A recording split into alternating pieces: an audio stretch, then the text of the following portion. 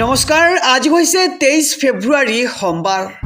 এই মুহূৰ্তত সমগ্ৰ ৰাজ্যবাসীৰ বাবে আহি পৰিছে আজি সন্ধিয়াৰ বহুকেইটা ডাঙৰ খবৰ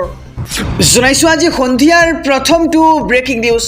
ৰাজনৈতিক প্ৰেক্ষাপটৰ এটি খুবেই ডাঙৰ খবৰ আখনৰ বুজাবুজিত কপনি কংগ্ৰেছৰে নহয় মিত্ৰতা আৰু এক প্ৰকাৰ নিশ্চিত কৰিলে এইবাৰ অখিল গগৈ এক ডাঙৰ খবৰ জনাইছো সমগ্ৰ ৰাজ্যবাসীক অখিলক বাদ দি মিত্ৰতা চূড়ান্ত কৰিছে কংগ্ৰেছে আৰু কংগ্ৰেছৰ শীৰ্ষ নেতাই মিত্ৰতা নহয় বুলি ক'লে আৰু সৰকাৰী সিদ্ধান্তৰ বাবে কংগ্ৰেছক ৰাইজে এতিয়া ভোট নিদিয়ে আৰু নামনি সংখ্যালঘু সিটতো সুৰক্ষিত নহয় কংগ্ৰেছ দল উজনিত কংগ্ৰেছে এটাও সিট নাপাব আৰু মাহমৰা ৰঙিয়া খদিয়া সকলোতে কংগ্ৰেছে কৰিলে অস্বীকাৰ কংগ্ৰেছে ধুবুৰী জিলাত সিট নিদিয়ে ৰাইজৰ দলক আৰু অসম জাতীয় পৰিষদক 12টা সমষ্টি জন ইংতি কোঠাৰক কাৰ্বি আংলঙৰ 2টা সমষ্টি আৰু ধেমাজি আৰু বৰাকৰ এটি সমষ্টি এজিপিক দিব আৰু বৰমপুৰ ডিব্ৰুগড় বজালী সৰুপথাৰ এজিপিক দিব সমষ্টি ধেমাজি আৰু বৰাকৰ এটা সমষ্টি এজিপিক দিয়া হ'ব আৰু খোৱাং মধ্য গুৱাহাটী বিন্নাকান্দি খদিয়া এজিপিক দিয়া হ'ব ৰঙিয়া সৰুভোগ ভৱানীপুৰ CPMক দিয়া হ'ব আৰু বিহালী CPIক দিলে কংগ্ৰেছে আৰু জৰহাট বা ডিমৌ সমষ্টি এৰি দিব CPIক আৰু অখিলক বাদ দি এইবাৰ মিত্ৰতা চূড়ান্ত কৰিছে কংগ্ৰেছে আৰু কংগ্ৰেছৰ শীৰ্ষ নেতাই মিত্ৰতা নকৰে বুলি এক ডাঙৰ সিদ্ধান্ত লৈছে আৰু সৰকাৰী সিদ্ধান্তৰ বাবে কংগ্ৰেছক এতিয়া ৰাইজে ভোট নিদিয়ে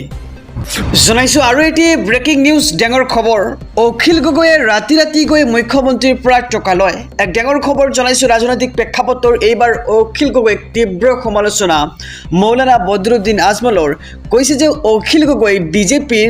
বি টিমৰ মানুহ আৰু ৰাতি গৈ মুখ্যমন্ত্ৰীৰ পৰা টকা লয় অখিল গগৈ আৰু মুখ্যমন্ত্ৰীৰ পৰা টকা নললে চলিব নোৱাৰে অখিল গগৈ আৰু মুখ্যমন্ত্ৰীৰ কথামতেই মিয়া এলেকাত প্ৰচাৰ চলাই অখিলে আৰু মুখ্যমন্ত্ৰীৰ কথামতেই আজমলৰ বিৰোধিতা কৰে অখিল গগৈয়ে আৰু এইবাৰ অখিল গগৈক লৈ মহা বিস্ফোৰণ AIUDFৰ বিধায়ক বদৰুদ্দিন আজমলৰ আৰু অখিল গগৈ বিজেপিৰ বি টিম আখ্যা দিছে বদৰুদ্দিন আজমলে ৰাতি গৈ মুখ্যমন্ত্ৰীৰ পৰা টকা লয় অখিল গগৈয়ে আৰু মুখ্যমন্ত্ৰীৰ পৰা টকা নললেই চলিব নোৱাৰে অখিল গগৈ আৰু মুখ্যমন্ত্ৰীৰ কথামতেই মিয়া এলেকাত প্ৰচাৰ চলায় অখিল গগৈয়ে আৰু অখিল গগৈক এইবাৰ বিজেপিৰ বি টিম আখ্যা মৌলানা বদৰুদ্দিন আজমলৰ জনাইছো আৰু এটি ব্ৰেকিং নিউজ ডাঙৰ খবৰ ভূপেন বৰাক লৈ অসন্তুষ্টি বিজেপি এৰিলে 2 শতাধিক লোকে এক ডাঙৰ খবৰ জনাইছো ৰাজ্যবাসীক ভূপেন বৰা বিজেপিত যোগদানৰ পাছতেই বিজেপি এৰিলে 2 শতাধিক নেতা কৰ্মীয়ে বিহপুৰীয়া বিজেপিত আৰম্ভ হৈছে পদত্যাগ বিজেপি অগপ ত্যাগ কৰি কংগ্ৰেছত যোগ দিলে 2 শতাধিকে নাৰায়ণপুৰ মণ্ডল কংগ্ৰেছৰ কাৰ্যালয়ে যোগদান কাৰ্যসূচী আৰু এলেকাৰ ভূপেন বৰা বন্ধু সখীৰাম ভূঞাৰ বিস্ফোৰণ আৰু ভূপেন বৰাৰ দৰে মানুহক ঠগি খোৱাৰ মানুহ নকয় আমি কষ্ট কৰি খোৱা মানুহ বুলি এতিয়া মন্তব্য কৰিছে ভূপেন বৰা বিজেপিত যোগদানৰ পাছতে এইবাৰ বিজেপি এৰিলে শতাধিক লোকে বিহপুৰীয়া বিজেপিত আৰম্ভ হৈছে পদত্যাগ আৰু বিজেপি অগপ ত্যাগ কৰি কংগ্ৰেছত যোগ দিলে 2 শতাধিকে ভূপেন বৰা বিজেপিত যোগদানৰ পাছতে এইবাৰ বিজেপি এৰিলে 2 শতাধিকে জনাইছো আৰু এটি ব্ৰেকিং নিউজ ডাঙৰ খবৰ শীঘ্ৰেই ন্যায় পাব হিয়াৰ আমঠু জুবিন গাৰ্গে 26 ফেব্ৰুৱাৰীত কেবিনেটত হ'ব ডাঙৰ সিদ্ধান্ত ৰাজ্যৰ মুখ্যমন্ত্ৰী ডক্টৰ হিমন্ত বিশ্ব শৰ্মাই জুবিন গাৰ্গৰ ন্যায় সন্দৰ্ভত আগবঢ়াইছে এক ডাঙৰ মন্তব্য জনাইছো সবিস্তাৰ খবৰ শীঘ্ৰেই ন্যায় পাব হিয়াৰ আমঠু জুবিন গাৰ্গে 26 ফেব্ৰুৱাৰীত কেবিনেটত হ'ব ডাঙৰ সিদ্ধান্ত 26 ফেব্ৰুৱাৰীত জুবিন গাৰ্গৰ ঘটনাৰ গোচৰক লৈ কেবিনেটত লোৱা হ'ব সিদ্ধান্ত যদি ৰাইজে বিচাৰে তেন্তে মই ফাষ্ট ট্ৰেক দি দিম বুলি মন্তব্য মুখ্যমন্ত্ৰীগৰাকীৰ আৰু এইকেইদিন ফাষ্টেগ আদালতক লৈ এটা ৰাজনীতি চলিছে আৰু আটাইকেইটা অভিযুক্তৰ জামিন নাকচ কৰিছে বৰ্তমানৰ ন্যায়াধীশে আৰু দুজনে বাধ্য হৈ জামিন আবেদন প্ৰত্যাহাৰ কৰিছে এনে ন্যায়াধীশৰ পৰা কেছটো আঁতৰোৱাৰ অপচেষ্টা কৰিছে গতিকে এনে ন্যায়াধীশৰ ওচৰত থাকিব নালাগে লাগে নে নাই ৰাইজে ভাবক বুলি মুখ্যমন্ত্ৰীগৰাকীয়ে মন্তব্য কৰিছে আৰু জুবিন গাৰ্গৰ বিচাৰ সন্দৰ্ভত ফাষ্টেগ আদালতক লৈ ৰাজ্যৰ মুখ্যমন্ত্ৰী ডক্টৰ হিমন্ত বিশ্ব শৰ্মাৰ ডাঙৰ মন্তব্য শীঘ্ৰেই ন্যায় পাব আমাৰ হিয়াৰ আমঠু জুবিন গাৰ্গে 26 ফেব্ৰুৱাৰীত কেবিনেটত লোৱা হ'ব ডাঙৰ সিদ্ধান্ত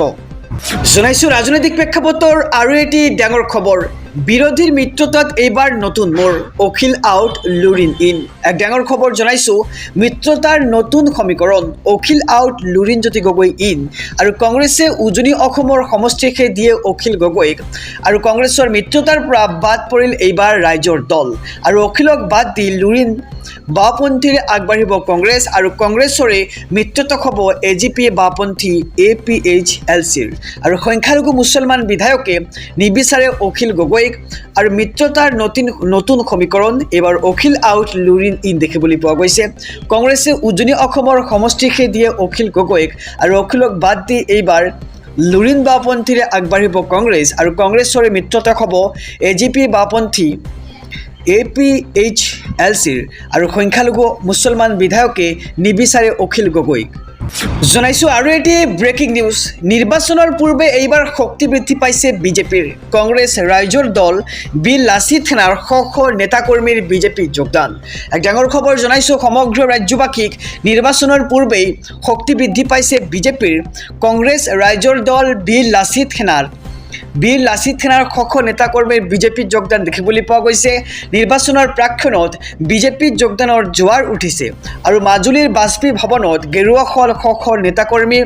বিজেপিত যোগদান কৰিয়েই আগন্তুক নিৰ্বাচনত বিজেপিক জয়ী কৰাৰ সংকল্প লৈছে আৰু নিৰ্বাচনৰ পূৰ্বে এইবাৰ শক্তি বৃদ্ধি পাইছে বিজেপিৰ কংগ্ৰেছ ৰাইজৰ দল বি লাচিত সেনাৰ শ নেতাকৰ্মীৰ বিজেপিত যোগদান দেখিবলৈ পোৱা গৈছে আৰু নিৰ্বাচনৰ প্ৰাক্ষণত বিজেপিত যোগদানৰ জোৱাৰ